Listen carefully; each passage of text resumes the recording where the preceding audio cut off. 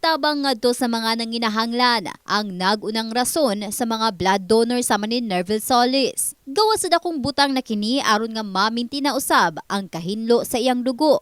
And the purpose is makatulong po talaga ma'am na yung mga nangangailangan ng dugo. Malay natin ngayong araw, merong emergency. So pwede natin mabigyan sila agad-agad. So may purpose po ang lahat ng mga bagay. Ito po yung namin ma'am. Kumbaga dream namin ng lahat na hindi man tayo kasing yaman ng buong mundo, pero sa dito na lang ma'am, makatulong tayo at makabinipisyari po tayo ma'am sa health natin ma'am.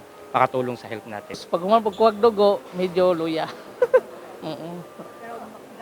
Oo, gaan sa kuan paminaw nimo na nakuan kag dugo.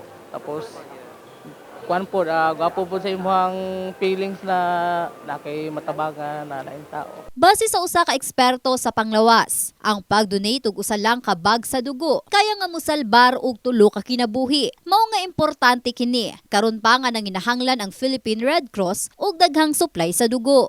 Blood donations are very crucial. From what I know, nagka-shortage ng blood lalo na nung nag-pandemic. So, gina-encourage talaga ang mga tao na mag-donate blood. And blood donation saves lives, especially sa mga tao na kinahanglan nila.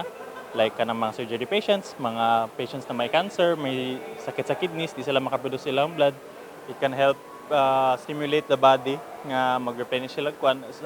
From what I read, kay usahay, di ba, matigo lang ta atong dugo, moingon sila atong dugo kay murag mo baga na ba, mo thick kana makatabang na siya, makatin gamay sa atong blood.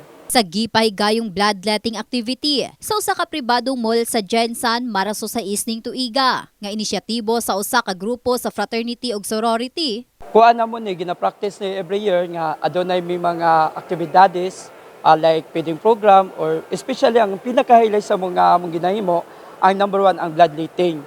Kay kini ang mao ni pinaka-importante no nga muhatag ug mopursige kita sa tanang mga generals nga mo-give sa ilang dugo. No? Kaya syempre, mo nang ginatawag na to nga, ang atuang tema is give the gift that costs nothing to give. No?